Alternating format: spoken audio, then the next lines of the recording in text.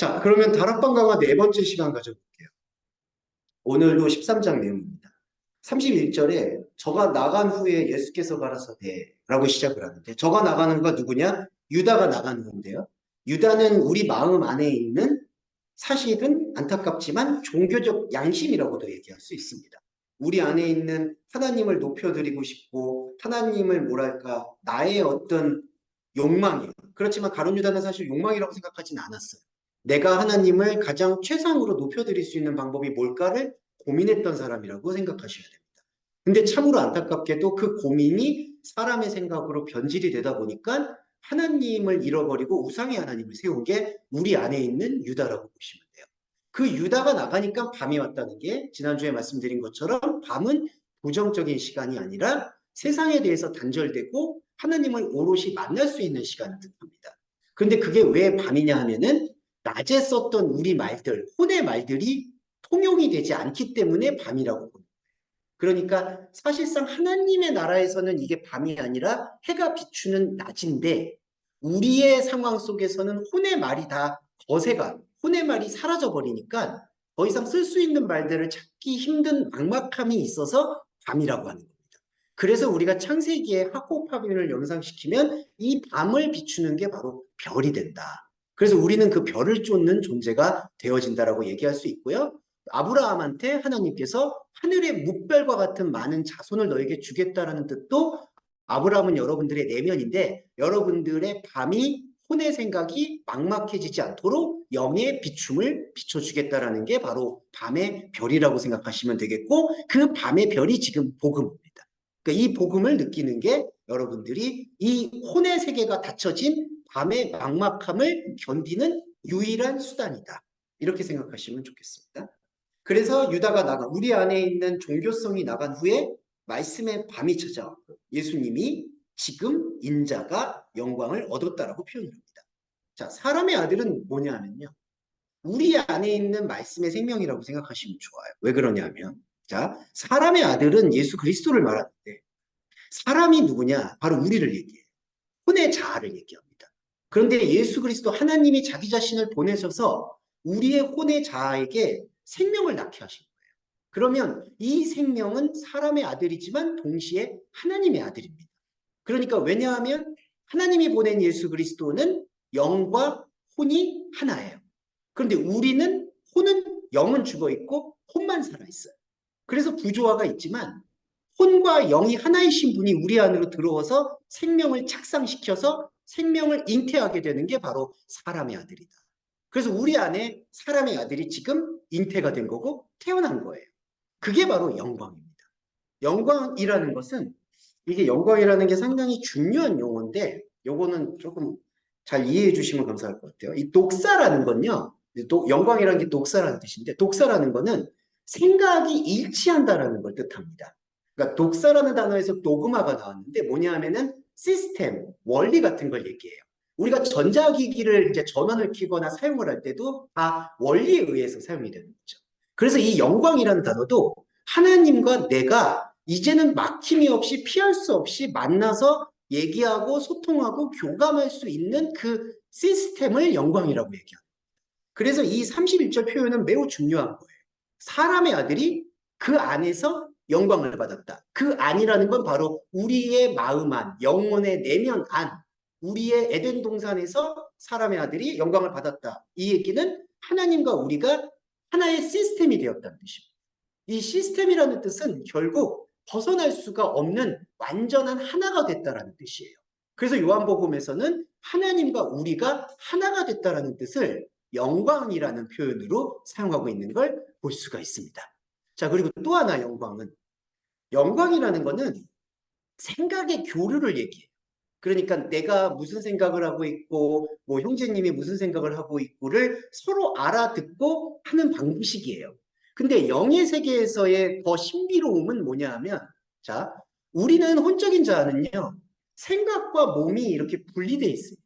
그래서 우리는 생각을 동원해서 말을 주고받으면은 생각을 동원해서 말을 주고받은 게 그냥 언어고 교감이고 소통이고 몸은 따로 있어요.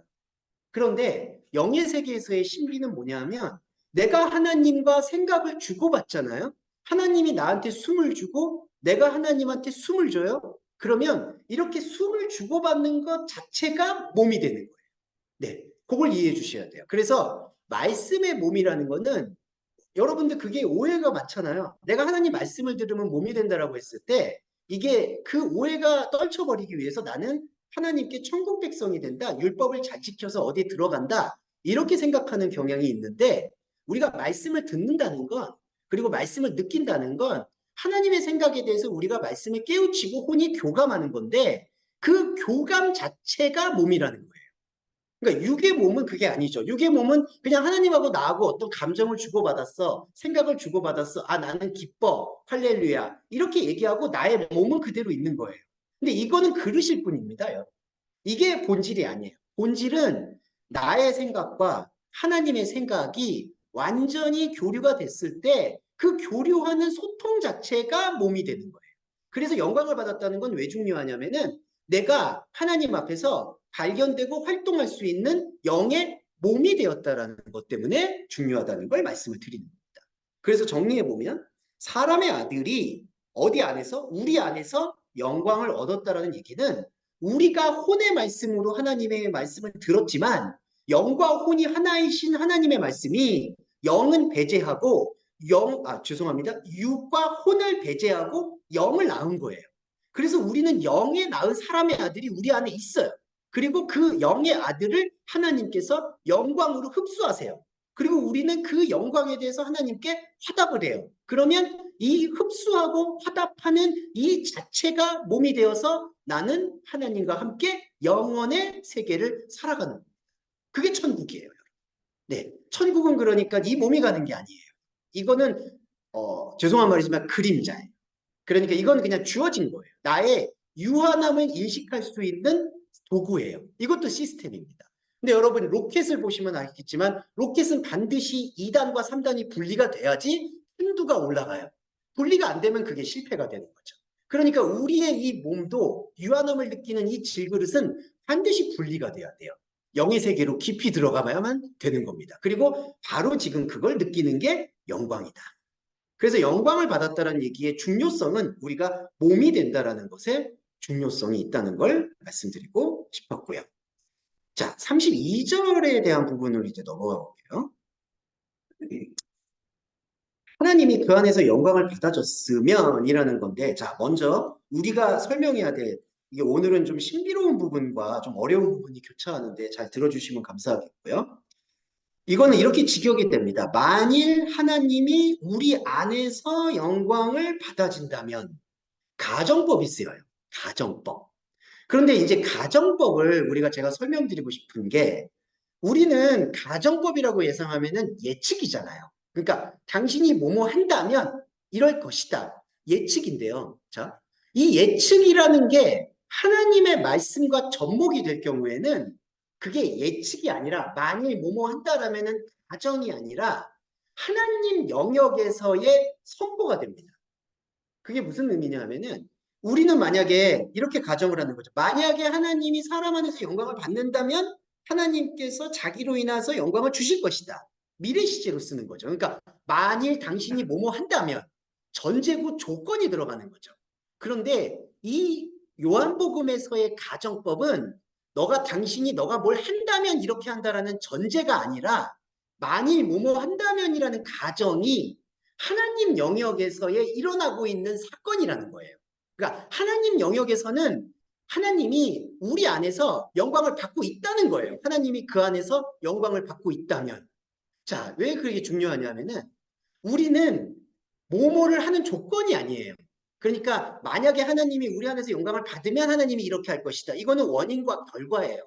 근데 말씀은 그게 아니라 하나님은 우리의 시간표하고 상관없이 끊임없이 우리 안에서 사람의 아들을 낳아서 영광을 받는 영적 영역을 계속해서 제시하시는 거예요. 창세 전부터.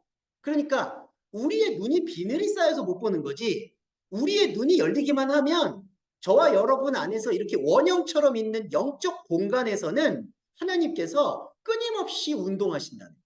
하나님이 이제까지 일하시니 나도 일한다는 게 우리는 죽음 상태라 못 보는 것뿐이지 하나님 영역에서는 충분히 계속해서 마지막까지 움직이신다는 거예요. 그런데 심각한 것은 이 가정법을 왜 가져오느냐? 이게 좀 어려운 건데, 왜 감정적으로 어려운 건데, 우리가 눈을 떠서, 우리가 눈을 뜨고 우리가 혼의 감각을 열어서 그리고 생명의 의지를 다해서 이 하나님이 사람 아들 안에서 영광을 받는 이 가정법을 말씀으로 발견하지 않는다면 하나님은 창세전부터 일을 하시지만 우리는 그걸 받아들일 수 없기 때문에 아까 말씀드렸던 시스템, 영광의 언약이 형성이 되지 않는 거예요. 이게 지옥입니다. 어떤 분들은 지옥이 없다라고 얘기하시는 분들도 있고 모든 사람이 구원이 받는다고 얘기하는 경우도 있는데 그거는 우리의 희망사항이에요. 그거는 원리하고는 다릅니다. 원리라는 건요. 하나님께서 언약으로 결정해 주는 시스템이에요. 우리가 이 현재 사회에서도 시스템이라는 단어가 시스템 밖에 있을 땐 아무 기능을 못 하잖아요. 여러분 예전에 캘리포니아에서 정전 났을 때 완전히 도시가 마비가 돼요. 그러니까 시스템 자체가 가동이 못하는 거예요. 하나님께서도 만약에 하나님이 그냥 강제적으로 모든 사람 구원하면은 모든 사람 구원이 될 수 있겠죠. 근데 그게 구원일까요? 그렇지 않아요. 하나님께서 말씀하시는 구원은 나와 다르지만 나와 하나라는 이 언약을 성취하는 게 구원이에요. 그 언약이 성취가 되려면 우리의 비늘에 쓰여졌던 이 비늘이 벗겨져야 돼요. 말씀으로. 그래야지 이 31절에 32절에 만일 하나님이 저로 인하여 영광을 받는다라는 이 가정법이 발견되는 겁니다. 그래서 다시 정리해서 말씀드리면 이거는 조건절이 아니라는 거예요. 그러니까 하나님께서 영광을 받으실 수도 있고 못 받으실 수도 있다가 아니에요. 이게 신적 가정법이라고 하는 건데 이 신적인 가정법은 하나님은 이미 하고 계신다는 거예요. 계속 하세요.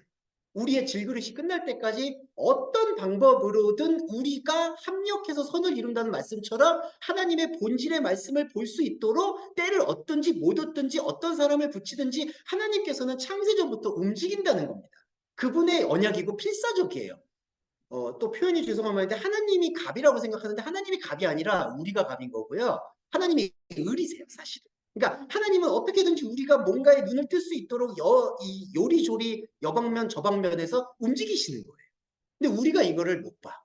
근데 이게 왜 못 보느냐? 자, 죄라는 게 두 가지 맞습니다. 하나님과 다르다는 걸 알면은요, 죄는 복이에요. 그러니까 내가 하나님과 다른 하마르티아구나. 그러니까 여러분 그거는 죄사함이라는 게 그걸 씻고 지우는 게 아니라 하나님과 내가 다르다는 것을 말씀을 통해서 인정하는 그 죄는 더 이상 죄가 아니에요, 여러분. 그건 복음이에요. 왜냐하면 하나님과 내가 다르다는 걸 인정할 수 있는 건 마귀가 못하는 거거든요.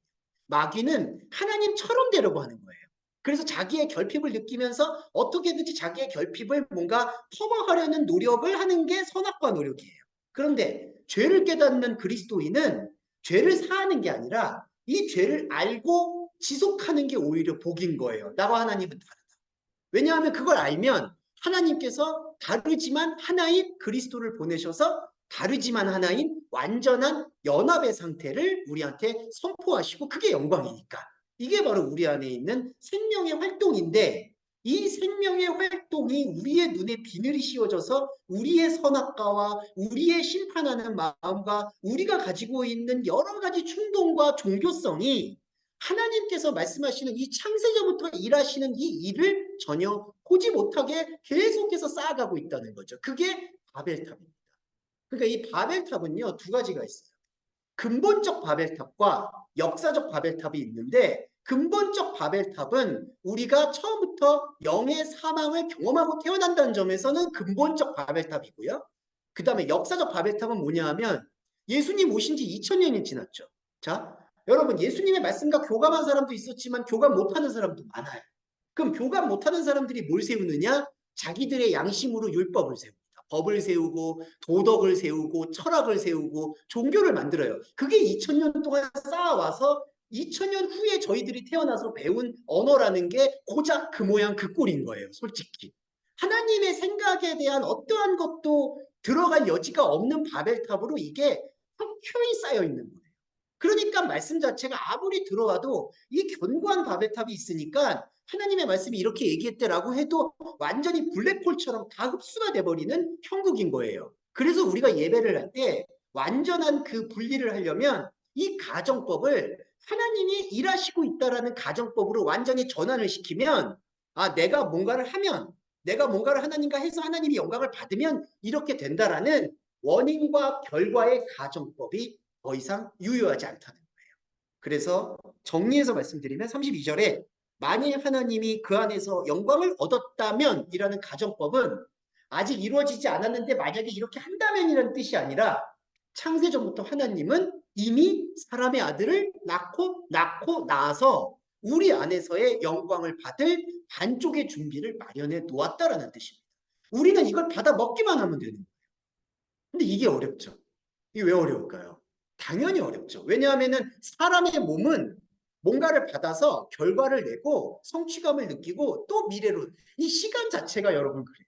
과거를 반성해서 현재에서 열심히 해서 미래를 대비하고 우리 인생 자체가 사실 죄송한 말이지만 아주 초라하게 그럴 데 없습니다. 교육받는 것도 먹고 살려고 일하는 것도 먹고 살려고 그 다음에 늙는 것도 먹고 살려고 그 다음에 죄송한데 돌아가시는 것도 먹고 살려고 그냥 이거예요. 그러니까 인생이 그냥 과거, 현재, 미래에 묶여가지고 젊었을 때 노후 대비하다 시간 다. 그 다음에 죄송합니다. 어르신 돼서는 또 몸이 아파서 시간 다. 어렸을 때는 부모님이 뭐 하라고 시켜서 시간 다. 이게 완전한 굴레예요. 죄송한 말이지만. 이게 인간이 가지고 있는 선악의 굴레입니다. 여기서 가끔 엔터테이너를 느끼는 것 뿐이에요. 그냥 이것도 노래방이라고 말씀드렸는데 노래 한 곡 부르면 풀리고 그리고 술 한 잔 마시면 풀리고 이 비루한 삶. 예, 이게 하나님께 무슨 영광을 돌려요. 그 여기서 뭘 하겠습니까? 이게 인간이 가지고 있는 하나님 없는 결박인 거예요. 그래서 이러한 가정법을 떨쳐버리고 말씀을 받아 마시기만 하면 하나님께서 여기 보시면 자신 안에서 영광스러움을 드러낸다고 얘기하시는 거예요. 자, 이 황홀함이 여기 32절 중반부 구절인데 이게 왜 황홀하냐면요. 하나님도 자기를 위하여 저한테 영광을 주시리니 이렇게 돼 있는데 이 번역은 이렇게 매끄럽게 표현이 돼요. 하나님 자신 안에서 그를 영광스럽게 한다. 이 그가 뭐냐면요. 여러분의 영적 자아예요. 사람의 아들을 낳은 여러분의 영적 자아인데 여러분의 영적인 자아를 어디서 영광스럽게 하느냐 이게 중요한데 제기대명사가 쓰여서 하나님 자신 안에서 영광스럽게 한다. 자, 요 원리를 이해해 볼까요? 자, 가정법일 때 하나님이 그 안에서 영광을 받고 있다. 이거는 자, 하나님의 입장이에요. 반쪽 입장입니다. 가정법 입장은. 그러니까 하나님은 창세전부터 집사님을 위해서 영광을 계속해서 펼쳐놓는 거예요. 자, 근데 집사님이 그걸 보지 못하고 있다가 하나님의 말씀을 만나서 말씀으로 인해서 나의 혼의 육의 비늘을 벗기면 이게 합쳐지는 게 자, 여기서 육의 비늘을 벗기잖아요. 그럼 이 영광이 저와 여러분이 이해가 됐잖아요. 말씀을 받아 먹는 거잖아요. 나의 살과 피를 먹게 되잖아요. 그러면 어떤 효과가 일어나냐면은 동시에 하나님 자신이 창조주 자신이 그 자신 안에서 쉽게 말씀드리면 스스로 흥분한다는 거예요. 자, 우리가 영광을 발견한 원래는 하나님께서 반쪽 영광만 어떻게든지 우리가 영광을 받을 수 있도록 움직이다가 못하면 절멸이죠. 그러니까 내가 죄송하지만 우리가 그거를 못 받고 못 열면은 그냥 이게 분리된 채로 가는 거예요. 이게 지옥이고. 근데 우리가 유한한 이 질그릇을 가졌을 때 하나님과 다르다, 하나님과 하나다라는 그리스도론을 깨달아요. 그러면 우리 눈이 열리죠. 그러면은 여기 하나님 영역이고 여기 우리 영역인데 처음에는 하나님 영역만 움직였다가 우리 영역이 눈을 뜨면 이 두 영역이 문자를 써서 죄송하지만 동시 공명한다는 거예요. 동시에 울려요. 이게 창세기에서 말하는 항상 그 궁창 위의 물과 궁창 아래 물이 오가는 상태예요. 이게 울림입니다. 라키아. 이게 완벽해요, 여러분. 이게 원리가 이게 이제 최근에 제가 차를 바꿨는데 오디오가 참 좋더라고요. 죄송합니다. 그러니까 이게 뭐냐면은 그 울림이라는 게 떨림이라는 우리 몸의 원리에서도 내 심장까지 파고드는 게 있잖아요. 이게 마찬가지로 하나님이 떨리고 내가 떨리잖아요. 이때에는 말이 더 이상 필요 없어요. 바울이 말하는 삼층천처럼 하나님이 자기 자신 안에서 막 흥분을 하기 시작하는 거예요. 이게 기쁨입니다. 그래서 하나님의 기쁨이 우리 안으로 흘러넘치면 우리는 또 그 기쁨을 받아서 우리 안에 있는 혼의 독소들을 뽑아내기 시작하는 거고 아까 말씀드렸던 역사적 바벨탑에서 다르게 우리를 옥죄어 왔었던 선악과와 율법의 모든 패러다임을 결박을 말씀의 흥분으로, 하나님 자신의 흥분으로 완전히 멸절시키는 거고, 우리는 또 하나님께로 다가가고 이 동시공명이 계속 울리는 거예요. 그리고 한 가지 더 말씀드리면, 어떤 원리들은, 어떤 말씀은 이러다가 유기옷을 벗으면 하나님에게로 완전히 흡수될 거라고 표현을 해요. 그렇지 않습니다. 하나님께로 흡수되고 싶은, 하나 되고 싶은 욕망이 선악과의 대표적인 욕망이에요. 그러니까 여러분 이런 거죠. 내가 하나님이다, 내가 신이다 라고 얘기할 때 가장 우스꽝스러운 건 내가 정말 하나님이 된다고 생각하는 거예요. 근데 내가 정말 하나님이 된다고 생각하는 거는 자기가 우상이 되는 겁니다.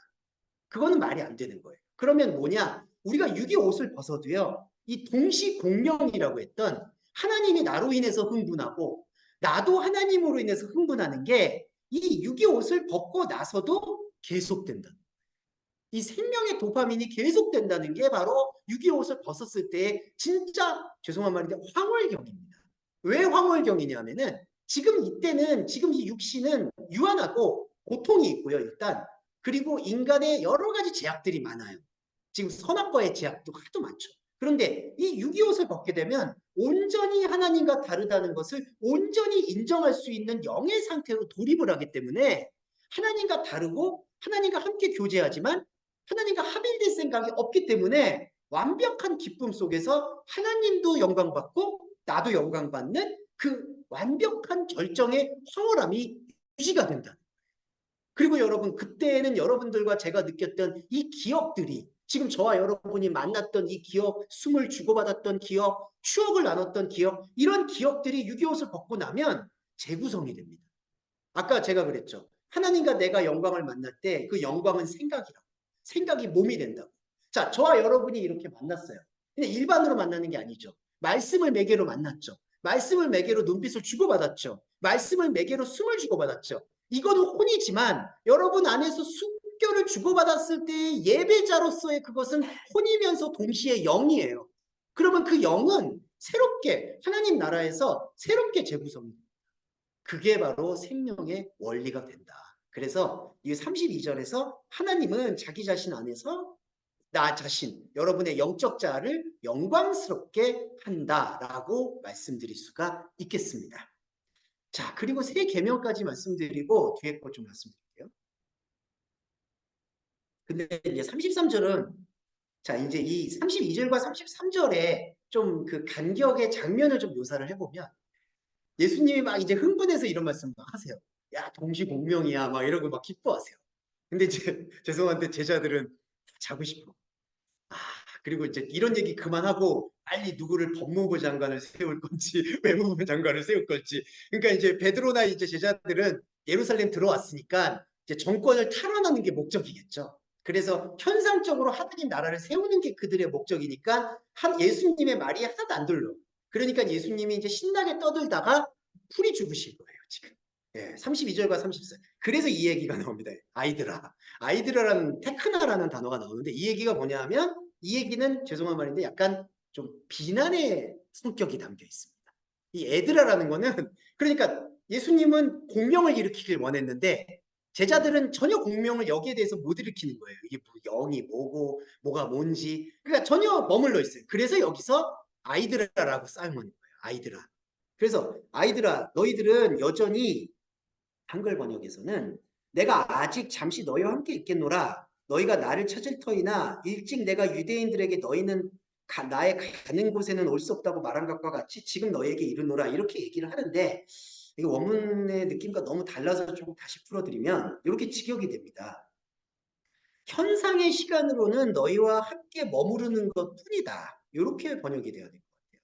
네, 현상의 시간으로는 너희와 함께 머무르는 것뿐이다. 그러니까 이게 무슨 뜻이냐면요. 먼저 이 한글 번역을 배제하고 먼저 읽어드릴게요. 아이들아, 여전히 미크로스, 한글 번역에서 잠시라고 되어 있는 게 미크로스, 현상의 시간을 상징합니다. 그래서 아이들아, 여전히 현상의 시간으로는 너희와 나는 속사람의 말을 주고받는 게 아니라 그냥 피상적으로, 그냥 곁에만 있는 것뿐이다. 그러니까 이걸 쉽게 만약에 영화적 대사로 말씀드리면 그냥 나는 몸뚱아리만 너와 함께 있는 거야. 그러니까 마음이 주고받지 못해. 이 뉘앙스예요. 그러니까 아이들아 여전히 너와 나는, 너희들과 나는 그냥 옆에 있는 거구나. 그러니까 이런 거죠. 한마디로 영혼 없이 밥을 먹고 영혼 없이 움직이고 이거 얼마나 비참해요. 그래서 우리가 남녀 간에도 그렇고 부부 간에도 그렇고 여러 가지로 가장 절망을 느끼는 경우가 뭘까요? 서로 생명의 교감이나 아니면 최소한 대화가 안 되는 거에 대해서 가장 중요하게 생각하잖아요. 지금 예수님도 이 얘기를 하는 거예요.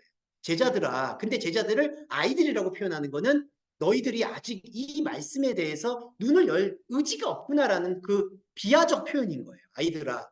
여전히 너희들은 나와 함께 그냥 머물고 있구나. 그래서 여기 보세요. 너희들이 나를 찾을 거지만 너희는 내가 가는 곳으로 올 수 있는 능력이 없다라고 진단하고 있는 겁니다. 그러면 진짜 능력이 없어서 못 오는 걸까요? 그게 아니라 관심이 없어서 못 오는 거예요. 어떤 관심이냐? 현상의 세계가 아닌 영의 세계에 대한 그 신비로움. 설명할 수 없지만 내 안에 육박해 들어온 하나님도 흥분하고 나도 흥분했던 그 생명의 떨림에 대해서는 일터록도 관심이 없는 거예요. 이때 당시는. 그리고 안타깝지만 말씀을 듣고 있는 저희 아내도, 제 아내도 사실은 하나님이 흥분한다고 하지만 죄송한데 저는 뭐가 기쁘신지 잘 모르요. 그러니까 나는 별로 안 기쁜데 이게 하나님과 나와의 엇박자예요. 여러분들도 제가 다 같이 싸잡아서 말씀드린 건 아니지만 아마 엇박자가 있으실 거예요. 뭐가 기쁘다는 거야? 그러니까 하나님은 혼자 막 춤추고 있는데 나는 도대체 이게 뭐가 기쁜지 잘 모르는 상태. 근데 그 낯선 거를 견디고 나아가는 게 예배자가 되어야 되겠죠. 그래서 너희는 나를 찾을 거지만 너희는 내가 가는 곳으로 올 수 있는 능력이 없다는 건 힘이 없다는 게 아니라 관심이 없다는 거를 표현합니다. 그래서 지금 예배자인 우리는 여기서 능력이 없다는 말씀을 통해서 이건 능력이 없는 게 아니라 말씀을 들으려는 관심이 없었던 것이구나라고 생각을 전환하면 하나님의 기쁨에 대해서 낯설지만 조금은 이해를 할 수 있다는 것이죠. 그리고 하나만 더. 너희는 내가 가는 곳으로라고 되어 있는데 이제 이게 호프 휘파고예요. 근데 예수님의 가는 것과 우리의 가는 것과의 결정적 차이는 항상 반복되고 짚어드리지만 확인해 보시면 좋은 게 예수님은 가는데 가는 것 자체예요. 이게 무슨 뜻이냐면 우리는 산책을 하거나 운동을 하는 거는 최소한의 목적이 있잖아요. 어디를 갔다가 어디로 돌아온다든지 아니면 내가 이 운동을 해서 몇몇 칼로리를 저감시킨다든지 아니면은 내가 이 산책을 통해서 어떤 사람과 어떤 대화를 하겠다든지 이런 거죠. 그게 목적이잖아요. 근데 예수님은 내가 가는 곳이라는 게 우리는 예수님이 가는 장소 이렇게 생각하는데 예수님의 말씀은 가는 것과 장소가 동일해요. 그러니까 머리도 꽃이 없다는 뜻은 그분이 뭐 나그네다 인생살이가 헛헛하다 이런 얘기를 드리는 게 아니라 예수 그리스도라는 말씀은 그 움직이는 것 자체가 장소고 몸이고 천국이다. 그러니까 저와 여러분도 아까도 생각이 몸이라고 말씀드렸잖아요. 예수님의 말씀 자체가 우리 안에서 구원이고 천국이라는 것에 대한 내적인 동력을 우리는 이제 눈을 돌려야 된다는 겁니다. 예수님의 말씀을 들어서 뭔가가 이루어진다라는 것도 없고요. 예수님의 말씀을 들어서 내가 천국, 우리가 생각하는 공간의 천국을 간다는 것도 없고요. 예수님의 말씀을 들어서 우리의 성품이 변화되는 것도 없고요. 예수님의 말씀을 들어서 우리 가족들이 평안하게 되는 것도 없어요. 예수님의 말씀을 들어서 우리의 시간이 의미 있게 사용된다라는 것도 없어요. 그것이 다 배제가 되고 나서도 내 안에서 하나님과 내 자신의 이 영적 세계가 동시에 울리는 그 말씀의 울림 자체가 천국이라는 거죠. 그리고 여러분 이걸로 몸이 가는 겁니다. 이게 그리스도인의 완벽한 축복이에요. 내가 가는 곳. 그렇기 때문에 여기서 주목하셔야 되는 거는 가는 것과 장소가 통합되어 있다. 예수님. 예, 그게 중요한 겁니다. 그래서 자 34절에서 새로운 계명 좀 이따 사랑하라는 거는 좀 더 풀어드릴게요. 새로운 계명만 말씀드리고 1차적으로 쉬고 가겠습니다. 자, 계명은요 여러분 엔톨라스는 본질적으로 뭘 해야 되는 거예요. 자, 요거에 대한 모순을 이제 말씀드릴게요. 왜 모순이냐면 계명은요 뭔가를 우리는 분명히 해야 돼요. 우리의 혼이 움직여야 됩니다. 쉽게 말씀드리면 저와 여러분이 이 시간에 여기 오셨잖아요. 계명이에요 이게. 움직이죠. 그리고 여러분 직장을 다니거나 돈을 벌기 위해서 일을 하셨죠. 계명이에요 이게. 계명이라는 걸 거창하게 생각하면 안 됩니다. 마치 이거를 하나님이 주신 신명이라고 생각하는 경우가 많은데 계명은 여러 편차가 있는데 계명의 본래 뜻은 에르가 이라고 다르지 않아요. 내가 뭔가를 하는 게 계명이에요. 그런데 여기서 예수님이 여기다가 계명에다가 뭘 집어넣으셨냐 하면은 바로 새로운 계명을 주신 거예요. 그러면 계명을 여러분 거부해서는 안 되는 거예요. 저 여러분은 뭔가를 해야 됩니다. 말씀도요. 냉정히 말씀드리면 비늘을 벗기려면 하나님이 알아서 하시겠지 절대로 그런 거 없어요. 뭐 나는 내가 한 게 아닙니다. 하나님이 하십니다. 거짓말입니다.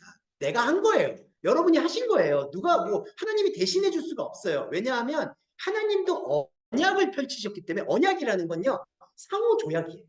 만약에 하나님이 강제적으로 다 구원하시려면은 그거 못 하시겠어요? 다 하시겠죠. 그리고 만약에 하나님께서 자기가 창조주니까 피조물들 다 지옥 보내려면은 못 보내겠어요? 다 보내겠죠. 근데 그게 하나님 주권이 아니에요. 말씀은요, 우리에게 하나의 역할을 주시는 거예요. 이 질그릇 자체가 그거예요. 그래서 언약은 상호조약이기 때문에 하나님께서 우리가 일을 하지 않으면은 그분도 움직일 수가 없어요. 이걸 마치 뭐 내 행위로 구원을 받는다, 그 행위주의자다 이렇게 얘기하는데 그건 말도 안 되는 거예요. 우리가 움직여야지 하나님, 제가 아까 동시공명 말씀드렸잖아요. 내가 움직여야지 하나님도 움직이는 거예요. 계명은 필요하죠. 우리는 움직여야 돼요. 그런데 우리의 움직임이 이제 무엇과 결합이 되느냐? 새로운 것과 결합이 되는 겁니다. 그럼 이 새로운 건 뭘까? 낡은 것의 반대일까요? 그게 아니라 차원이 다른 걸 얘기하는 거예요. 이때 새롭다는 건 우리 생각은 이거는 낡았고 이거는 새롭고 그건 크로노스적인 생각이에요. 과거는 옛날 거고 이제는 새로운 거다. 그게 아니라 예수님이 말씀하시는 새로움은 완전한 하늘 차원의 그 시스템을 말하는 거예요. 그래서 계명은 우리한테 주어져 있는 혼적자를 말하는 것이고요. 새로움은 그 혼적자가 지금까지 앞으로도 혼의 세계에서는 결코 담을 수 없었던 영의 움직임을 담아낼 수 있도록 마음의 문을 열어놓은 거예요. 그게 바로 서로 사랑하라는 거예요. 이게 계명 안에 하나님을 사랑하고 이웃을 사랑하는 것 안에 계명이 다 담겼다고 얘기하는 거죠. 우리가 인생을 살아가게 되는 만약에 목적이라고 얘기한다면 그 딱 하나인 거예요. 딴 거 없습니다. 이게 바로 새로운 계명의 실체다라고 말씀을 드릴 수 있겠습니다. 네, 잠깐 쉬셨다가 네, 좀 두 번째 또 볼게요. 네, 네, 잠깐 쉬었다 오겠습니다.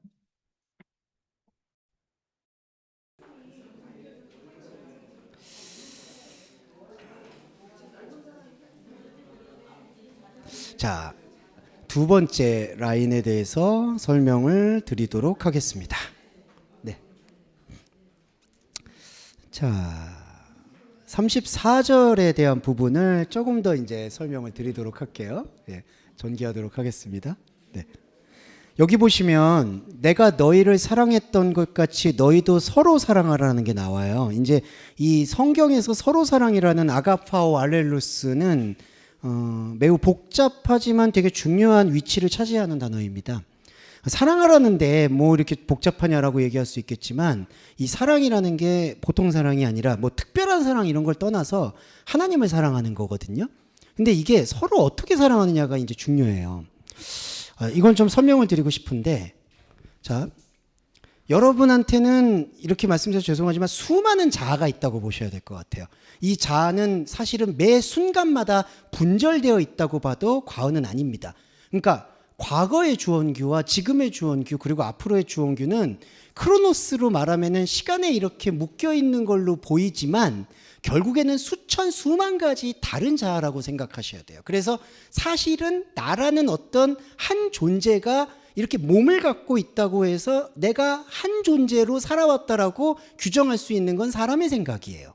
예, 모든 존재는 분절되어 있습니다. 이게 다 토막나 있는 거예요. 그래서 그걸 다 같이 나라고 사실은 부를 수가 없고, 냉정히 말하면 하나님의 말씀의 원리 안으로 들어오지 못하는 자아는 다 토막난 자아, 그거를 파편이라고 얘기합니다. 그래서 우리가 말씀을 듣기 전에는 아름다운 꽃과 세계와 이런 모든 것들이 영적 도구이기는 하지만 파편이라고 말씀을 드렸던 건 그게 말씀의 깊은 것과 연관이 될 수 있지만 사실은 그게 말씀 자체는 아니라는 거죠. 예전에 이제 캐톨릭 수도사분들이 어떤 풀 한 포기, 물 한 모금, 한 끼의 식사를 통해서 깨달음을 얻더라고 얘기는 하지만 그거는 냉정히 말씀드리면 그 순간에 얻는 깨달음들이에요. 그러니까 그 자아는 우리가 주장할 수 있는 영적인 자아의 뿌리는 아닙니다. 그래서 하나님께서 우리 인생에 의미를 두지 않는다는 얘기는 이 자아들은 냉정히 말씀드려서 발견하고 소멸되는 거예요.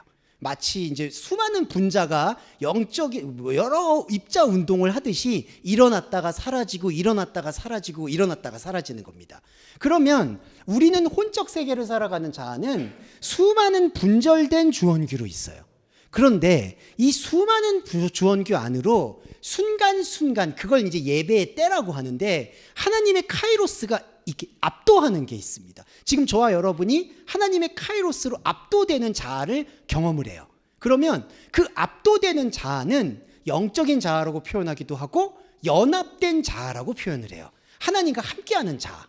그러면 이 하나님과 함께하는 자아는 창세전 자아이고요. 이 자아는 변하지도 않고 소멸되지도 않고 하나님 앞에서 변개되지가 않습니다. 이게 생명의 회복이에요.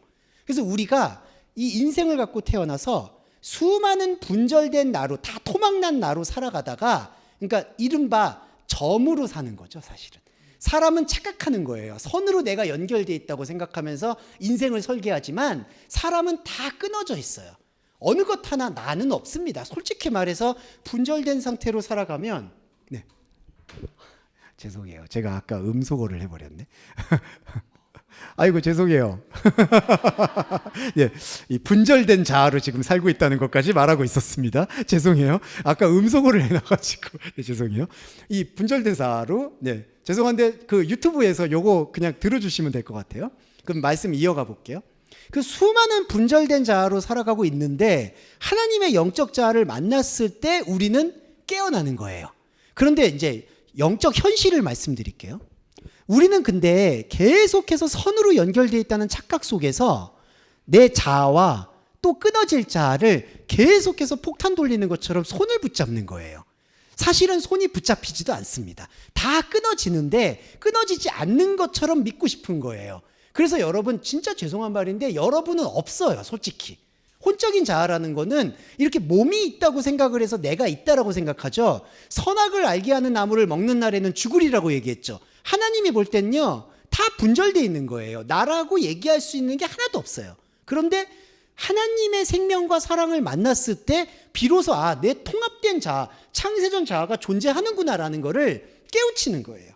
그게 광명이고 빛입니다. 그런데 현실적으로 그 광명과 빛이 분절된 자아의 눈에 볼 때에는 오히려 이 광명과 통합된 자아가 표류하고 있는 것처럼 보이는 거예요. 왜 그럴까요? 우리의 분절된 자아는 한 번도 손을 잡은 적이 없지만 이게 나라고 믿고 있고 서로 간에 나는 이거 나야, 나는 계속 갈 거야 라고 믿고 있다 보니까 이거는 똘똘 뭉친 것처럼 보이고 혼적인 자아는 뭉쳐 있는 것처럼 보이고 영적인 자아는 떠돌이처럼 보이는 거예요. 이게 완전히 뒤바뀌는 거예요. 그래서 우리가 가나안을 묵상할 때도 광야가 가나안인데 우리는 광야가 가나안이 무슨 말도 안 돼. 가나안으로 가야지. 그리고 히브리와 이스라엘도 차이가 있어요. 하나님께서는 히브리 백성, 떠돌이, 하비루, 난민인데요. 하나님께서는 그걸 이름을 주셨어요. 히브리인. 근데 이스라엘 사람들은 우리는 떠돌이가 아니라 왕이 세우는 국가. 이스라엘이라는 게 엘, 하나님이 세우는 국가라는 뜻이에요. 우상이에요, 여러분. 지금 있는 그 나라가 우상이에요. 죄송한데. 나쁘다 좋다가 아니라 그 건국 이념으로 세운 거예요. 이스라엘이. 그러니까 히브리인데 하나님은 히브리를 주시는데 사람은 이스라엘을 세우는 거예요. 이게 이 분절된 자, 토막난 자, 그게 표류하고 있는 거라고 믿고 있다는 거죠. 그러면 서로 사랑하라는 게 뭐냐? 이제 왜 어렵냐면 이 서로 사랑하는 게 왜 제가 그러냐면 우리는 계속 토막나 있잖아요. 근데 토막나 있는 그 순간순간 사이사이에 영적인 자아가 이제 스며들어요. 윤활유처럼. 이게 기름 부음입니다. 그러니까 토막난 A와 토막난 조성진과 토막난 조성진 2와 토막난 조성진 3. 이 사이가 있죠. 1, 2, 3의 사이. 이 사이로 원래 있었던 창세전 자아가 흐르는 거예요. 그래서 비로소 분절된 혼적 자아를 영적인 기둥이 있고 뿌리가 있는 자아가 연결시켜 주는 거예요. 이때가 최초의 연결이에요. 서로 사랑하는 거는 바로 토막나 있는 나들의 기억이 서로 연결되는 겁니다. 무엇을 통해서? 영을 통해서요. 그러면 우리가 혼은 이거 참 복잡한 얘기인데 제가 설명을 못해서 그래요. 죄송합니다. 우리는 혼은 이렇게 분절되어 있기 때문에 분절되지 않은 것처럼 믿고 싶어 한다는 거죠. 그러니까 이 삶은 환상이고 착각이에요. 그러니까 나는 나인 것처럼 사는 것뿐이에요. 그냥 소비된 뿐입니다. 분절된. 그런데 영을 회복하고 영의 기름 부음이 우리 안에서 이루어지는 서로 사랑을 가지게 되는 우리는 이 혼의 자아에서 쌓아 올렸던 것과는 전혀 무관한 하나님의 영적인 자아의 숨쉬기를 시작하는 거예요. 그래서 혼에서 분절되어 있는데 분절되어 있다는 것을 인정하지 않고 붙잡으려고 우겨싸고 있었던 그 삶은 모두 무의미로 돌아가고, 원래 우리가 창세전에 회복되어야 될 영적인 자아는 투명하고 선명하게 하나님 앞에 뚜벅뚜벅 나아간다는 거죠. 이게 서로 사랑입니다. 그러니까 이 서로 사랑이 상당히 중요한 부분이에요. 네. 그래서 우리는 어떻게 느껴야 될까요? 이 말씀을 듣고 예배라는 건 아주 위태로운 그 칼날 위와 같습니다. 경계와 같아요. 이 말씀은 우리의 의지를 요구하기도 하지만 우리의 의지를 버리기도 해야 돼요. 자, 저와 여러분이 이 시간에 와서 말씀을 들은 건 아까도 말씀드린 계명이에요. 그런데 그 계명을 가지고 인간의 혼적인 본성은 이 계명의 재료로 내가 뭔가를 했다는 것을 주장할 수밖에 없는 구조예요. 그게 토막난 자아의 속성입니다. 이게 선악과 자아의 속성이에요. 이거 내가 했다. 이거 내가 했다. 근데 여러분, 아까도 말씀드렸지만 내가 한 건 아무것도 없죠. 사실 조성진 A와 조성진 B는 아예 다른 거니까. 나라는 존재는 원래 없어요. 신기루고 환상이에요, 이게.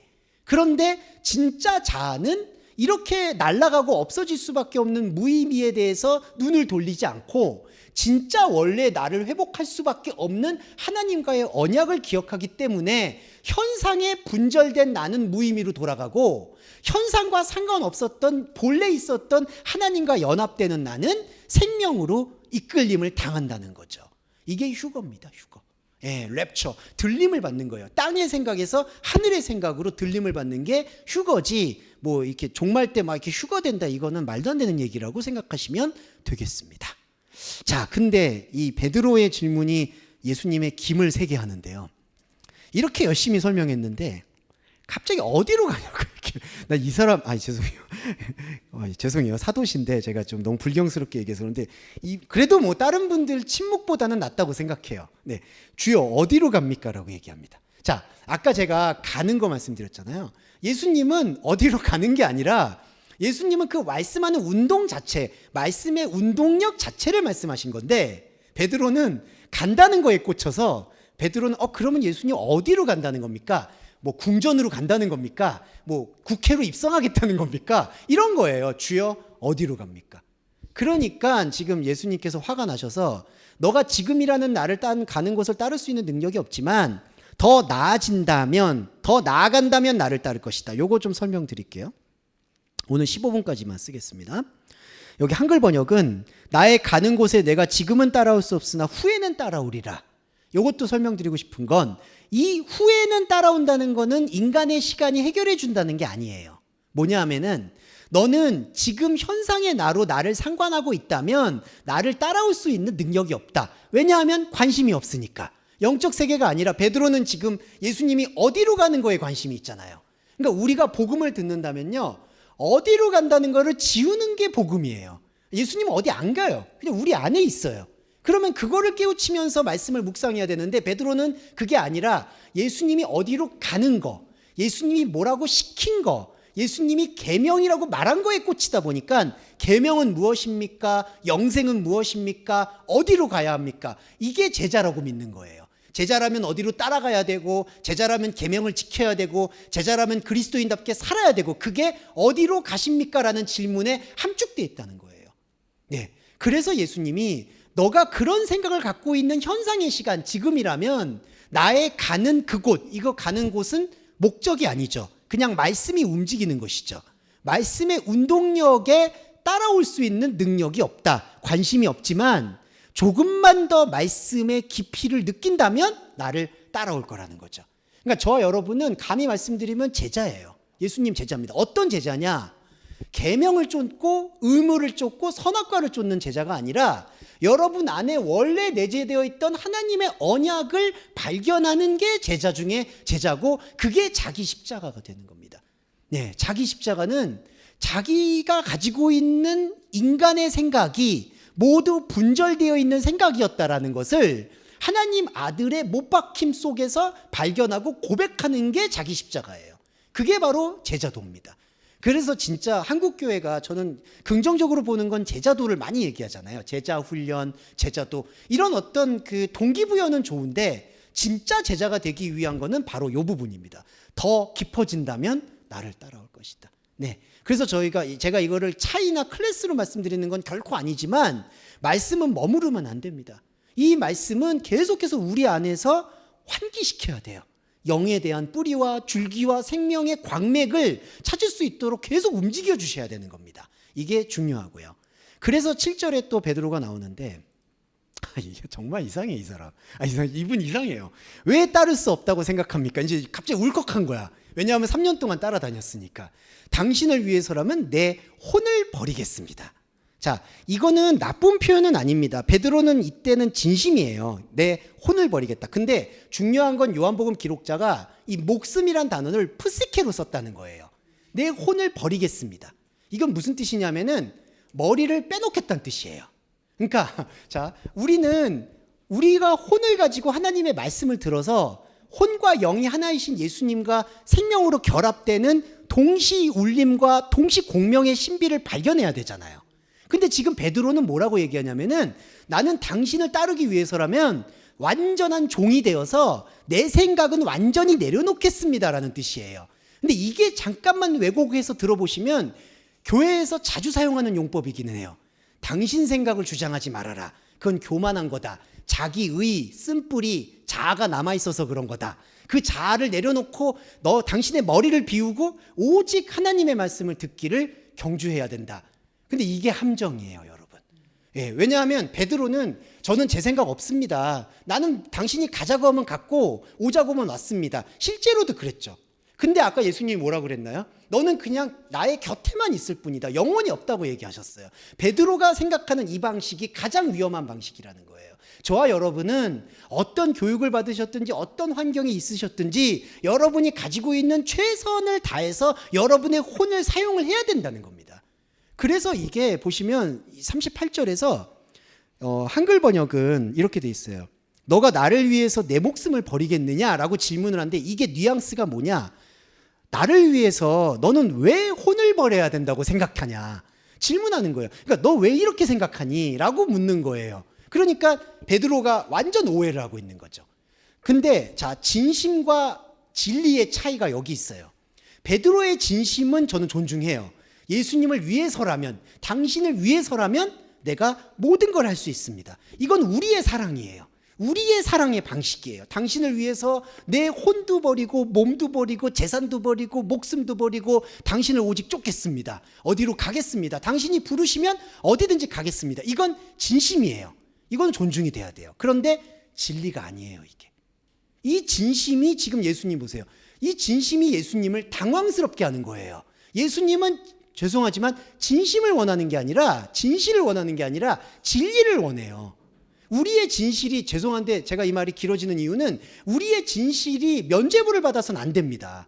우리가 알고 우리가 듣고 우리가 느꼈던 감정은요, 죄송한 말인데 원초적 감정도 있겠지만 학습된 것도 있어요. 누군가를 사랑하려는 마음, 누구한테 충성을 하려는 마음, 누구에 대해서 뜨거운 연대감을 느끼는 마음, 정의감, 이거 모두 좋죠. 진심이죠. 근데 이 진심이 선악과로 인해서 철저하게 왜곡이 됐다는 사실에서부터 시작을 해야지 예배가 시작이 되는 거예요.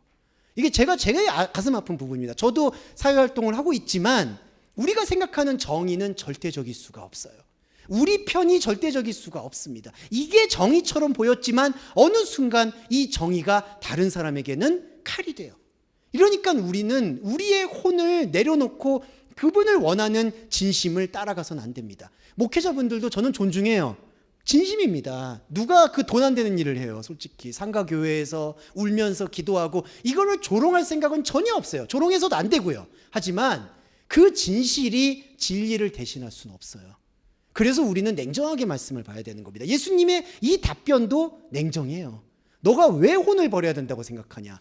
이거는 베드로의 3년 동안의 충성을 완전 부정하는 거예요.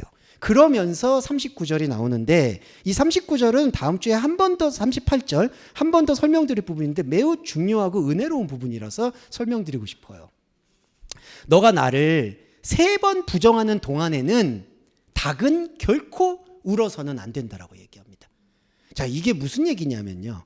먼저 영적인 원리에 대해서 설명을 드릴게요. 영적인 원리와 현상적인 이 텍스트, 문장이 좀 달라요. 그래서 잘 이제 묵상해 주셔야 되는데 이게 한글 번역은 이렇게 돼 있어요. 닭 울기 전에 너가 나를 3번 부인하리라. 근데 이 번역은 매끄럽지 않아요. 헤오스라는 전치사가 쓰였기 때문에 헤오스 우 아파르네네 메트리스, 그러니까 너가 나를 3번 부인하는 동안에는 닭은 울지 않는다. 그럼 보세요. 지금 13장 후반부부터 뭐가 시작됐냐면은 밤이 시작됐어요. 그리고 이 밤은 부정적인 게 아니라 하나님을 만나는 영적 태반이에요. 여러분, 그 여성의 태반이 어둠이죠. 이게 원래 히브리어에서도 그렇고 헬라어에서도 이걸 철저한 어둠이라고 얘기합니다. 근데 이거는 생명이 숨쉬는 곳이라는 뜻이에요. 이게 이제 영적 태반이에요. 근데 영적 태반에서의 생명이 밤이, 이게 무너지는 때가 오히려 언제냐? 닭이 우는 때예요. 이게 마치 닭이 우는 게 새벽이고 해가 뜨고 진리의 차원으로 생각하지만 밤을 보존하지 않는 상태에서의 낮은 의미가 없습니다. 이게 여러분 이해되시죠? 밤이 울려야 돼요. 이게 동시공명이 밤이 하나님과 다른 시간대거든요. 내가 하나님과 다른 걸 느껴야지 낮이 빛나요. 창세기에서도요, 낮은 날에게 밤은 밤에게, 이거예요. 낮이 울리려면, 하나님의 빛이 우리 안에 온전히 드러나려면, 내가 하나님과 하나라는 걸 느끼려면 밤이 빛나야 돼요. 근데 닭이 운다는 얘기는 뭐냐 하면 내 밤이 낮으로 돌변해 버린 거예요. 근데 이때의 낮은 하나님의 낮이 아니라 밤이 불안해서 우상을 가져오는 태양이라는 거예요, 여러분. 네, 이게 인간의 가장 취약한 부분입니다. 이 밤이 무섭고 밤이 막막하고 기도 응답도 없는 것 같고 뭐가 잘 안 풀리는 것 같고, 근데 잘 풀려요. 오히려 여러분 걱정하지 않으셨으면 좋겠어요. 기도 안 한다고 두려워하실 분도 안 계시겠지만, 그런다고 내가 이 교회 다녀서 뭔가 인생이 꼬인 것 같아, 이렇게 절대로 생각하지 않으셨으면 좋겠어요. 그렇게 생각하시는 분, 아니 오히려 그렇게 각오하시는 분들이 있는데 그런 것도 각오하지 마세요. 내가 이 교회 다녀서 뭐 삶이 무너지는 걸 각오하겠다. 아니 제가 그렇게 말한 적이 절대로 없거든요. 잘 풀릴 거예요. 그거는 걱정하지 마시고. 그런데 이 밤이 불안해서 낮을 찾으려고 하고 새벽을 일깨우려고 하는 거예요. 그래서 예수님이 너가 나를 3번 부정하는 동안이라는 건 복음의 행위입니다. 이게 아파 아르네오인데요. 이것만 풀어드리고 마무리할게요. 아파 아르네오는 뭐냐 하면 더 이상 부정할 수 없는 상태까지 가는 거. 그러니까 이게 나의 생각과 나의 말이라는 거를 혼을 통해서 들여다보니, 자, 이거는 필요하죠. 혼에 대한 노력, 나를 분석하고 나의 자아를 연구하고 말씀을 보고, 그게 혼의 분석이에요. 그 다음에 부정이 와야 돼요. 뭐냐 하면 내가 이렇게 말씀을 캐고 봤더니 혼의 노력으로, 그런데 혼의 노력은 하나님 앞에서 아무런 것도 인정받을 수가 없는 것이구나. 이거는 신기루였고 분절되고 파편이었구나. 흩어지는구나. 해체되는구나. 돌아나도 돌아내 남지 않고 다 끊어지는구나. 이거를 고백하는 게 부정법이라는 거예요. 이게 자기 부인입니다. 그러니까 이 자기 부인을 착각하지 말아야 되는 건, 나의 생각을 내려놓고 하나님의 계명을 듣겠다라는 것은 여전히 자기 자아가 분절된 자아라는 걸 이해하지 못하는 상태이고요. 자기 부인이라는 것은 나는 내 노력을 앞으로도 계속 하겠지만 나의 노력으로 형성된 혼의 세계는 하나님 앞에서 완벽히 십자가 앞에서 아무것도 아니라는 사실에 대한 통렬한 고백이 3번 고백이라는 거예요. 그러면 이 3번이라는 거는 뭘까요? 게마트리아로 이해하면은 인간이 할 수 있는 모든 것이에요. 3이라는 숫자. 그런데 이제 제가 다음 주에도 좀 설명을 드리겠지만, 마태하고 마가복음은 베드로가 그게 생각이 나서 울었다고 얘기하죠. 3번. 자, 이게 공교로운 포인트입니다. 요거 2분만 말씀드릴게요. 왜 공교로운 포인트라고 얘기하냐면요. 자, 공교로운 게 뭐냐? 자, 예수님은 베드로한테 대제사장의 가야바에 가서 부인하는 거에 대해서 관심이 없어요. 네, 이게 중요해요. 그러니까 예수님이 베드로가 거기 가가지고 막 예수님 저주하고 그 예측하는 거에 관심이 없어요, 그분은.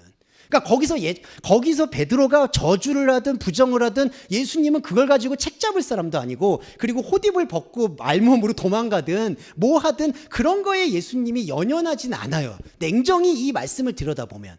그런데 공교롭다는 건 뭐냐 하면, 기록자들이 볼 때에는 베드로의 생각 안에 내가 예수님이 끌려갔는데 그들의 권력이 무서워서 부정했다라는 거에 대해서 후회를 한다는 거예요. 자, 유다도 후회하죠, 여러분. 내가 예수를 팔아넘겼어. 근데 보세요. 예수님은 유다가 그 사람들한테 팔든 팔지 않든 그게 관심사가 아니에요. 그렇게 언젠가는 붙잡혀요, 그분은, 예수님은. 근데 유다가 뭐였죠? 어떤 생각을 가졌죠? 아, 내가 예수를 팔았구나. 그 죄책감의 수위가 올라오는 거예요. 베드로도 마찬가지예요. 예수님은 너는 3번 부인하는 이 밤의 시간 동안에는 새벽이 오지 않는 거를 기쁨으로 받아들여야 된다라고 얘기를 하는데, 베드로는 대제사장의 뜰에 가서 자기가 부정한 거에 대한 죄책감을 갖는 거예요. 근데 유다와 베드로의 차이는, 유다는 그 이후에 극단적인 방법으로 나아가는 거고, 베드로는 그 울음과 무관하게 예수 그리스도를 또 붙잡으려고 나아간다는 거죠. 그래서 이게 주는 시사하는 교훈은 있습니다. 그래서 우리가 이 말씀이 좀 어렵지만 받아들이셔야 되는 게, 3번 부정하는 동안에는 닭을 울지 않는다는 얘기를, 그게 마치 너가 나를 대제사장 뜰에서 부정할 거야 라는 그 근시안적인 미래 예측에만 머무르지가 않는다는 거예요. 3번이라는 것. 여러분, 문헌학적으로요. 문헌학적으로 제가 말씀드리고 싶은 건, 말이 길어졌네요. 1분만 더. 네, 20분입니다. 요세푸스서라는 게 있어요. 그 예수님의 성경이 아니라 그때 당시에 예수님의 그 일대기를 그리는 전기문 같은 책이 있어요. 그건 이제 역사책이죠. 역사책에 보면요, 베드로가 그때 대제사장에서 3번 부인한 게 아니에요. 횟수가 수없이 많아요. 네, 베드로가 막 그냥 나는 그런 사람 처음, 하여튼 이거는 좀 다른 얘기니까 얘기 안 하겠습니다. 계속 부인했어. 3번 부인한 게 아니에요. 여기서 말하는 3번 부인이 거기서 예견되는 거는 신빙성이 높지 않아요. 베드로가 예수님이 끌려갔을 때 계속 저항하다가 나중에는 돌변했다는 거는 많은 문헌들에게 나와 있어요. 그의 제자들이 수십 번 그를 부정하며 예수와의 관계를 단절했다. 이런 기록들이 나와요. 그러면 그게 3번인가요? 아닙니다. 그러면 예수님이 말씀하신 이 3번은 다른 의미와 뉘앙스가 담겨 있다는 걸 우리가 묵상할 필요가 있다는 거죠. 네, 오늘 좀 시간이 길어졌습니다. 네, 배려의 기도와 정리기도와 주기도문으로 예배 마무리하겠습니다. 사랑하는 주님, 감사합니다. 우리의 자기 부인은 우리의 머리와 우리의 생각을 내려놓는 게 아님을 배웠습니다. 할 수만 있다면 우리가 최선을 다해서 오프라인에서 모이든 줌으로 모이든 유튜브의 말씀을 듣든 그 순간 하나님의 진정한 임재와 하나님의 뿌리내림에 눈을 열어서 주님과 함께 교감하는 영적 예배를 드리기를 원합니다. 사랑하는 주님, 하지만 우리의 삶과 현실, 우리에게 주어진 현상에 분절된 자아들의 충돌은 생각보다 만만치 않습니다. 일단 우리는 몸을 갖고 있기 때문에 아픕니다. 몸이 아프고 힘듭니다. 괴롭습니다. 주님, 언약의 하나님, 구하옵기는 이 몸의 아픔과 통증이 최소화될 수 있도록 배려해 주시고 좋은 의학과 의술과 계기가 마련될 수 있도록 인도해 주시기를 소원합니다. 또한 하나님, 돈이 없어서 슬프고 괴롭습니다. 돈이 없는 경제적 압박과 그리고 돈을 더 많이 벌고 싶어하는 욕심 사이에서 우리는 갈등합니다. 주님, 경제적인 어려움이 절대적으로 찾아온다면 넉넉히 넘어갈 수 있는 양식을 허락해 주시고, 그리고 그 양식이 우리의 혼적인 생각으로만 가득 차서 영적인 깊이를 방해하지 않도록 또한 배려해 주시기를 소원합니다. 마지막으로 주님, 교회도 그렇고 세상도 그렇고 삶도 그렇고 모든 곳은 관계의 굴레에 얽매여 있습니다. 타인이 나를 어떻게 생각할까? 그리고 내가 타인에게 어떤 말을 해도 저 사람은 받아주겠지 하는 상처를 주고 상처를 입히는 관계가 많습니다. 거룩하신 주님, 구하옵기는 이러한 관계들로 인해서 상대방에 대한 배려가 흐트러지지 않도록 도와주시고, 그리고 나 또한 누군가에게 상처받지 않도록 지혜를 열어주시기를 소원합니다.